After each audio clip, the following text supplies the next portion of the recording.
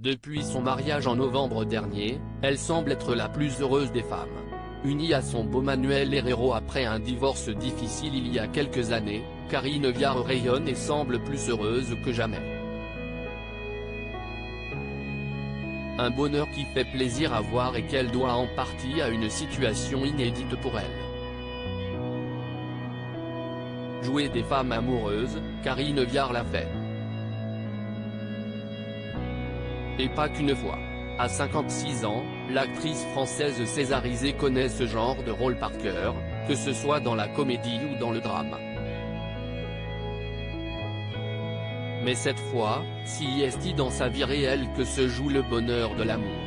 En effet, depuis plusieurs années, la comédienne est folle amoureuse du réalisateur Manuel Herrero, qu'elle a épousé en novembre dernier. Un mariage auquel ses deux filles, Simone et Marguerite, nées en 1998 et 2000, nées d'une première union, ont bien sûr assisté. Heureuses pour leur célèbre maman, les deux jeunes filles vivent cependant leur propre vie désormais, une situation qui change tout comme le révèle l'actrice dans Madame Figaro. Mes filles sont grandes, elles sont nées d'une première histoire et je découvre aujourd'hui l'amour sans enfant. La famille ne vient pas obstruer le couple, changer ses traits, si est très différent, raconte-t-elle en effet, dans une interview en duo avec Alex Lutz, devenu il y a 10 ans l'un de ses meilleurs amis et avec qui elle a écrit un film, Une nuit, qui sortira prochainement, un film qui a pour sujet l'histoire de deux amoureux qui se rencontrent dans un métro.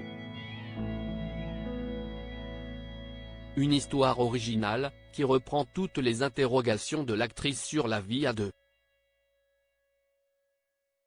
J'ai mis fin à une histoire très longue, je me suis récemment remarié, et le couple me questionnera toute ma vie. Ce n'est pas une mince affaire que d'être à deux. En profite-t-elle pour révéler. En revanche, pas moyen de savoir si la fin de son histoire d'amour avec Laurent Machuel, le père de ses filles, est due à sa nouvelle rencontre ou non.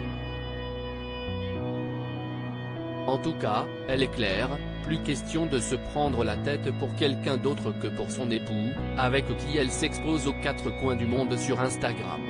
Pour moi, l'amour, si est-il la qualité de la connexion à l'autre, si est-il aussi s'autoriser la singularité. On n'est pas obligé de partager la même chambre ou la même maison. Cela dit, refuser les injonctions ne veut pas dire qu'il ne faut pas apprendre ou écouter, argumente-t-elle.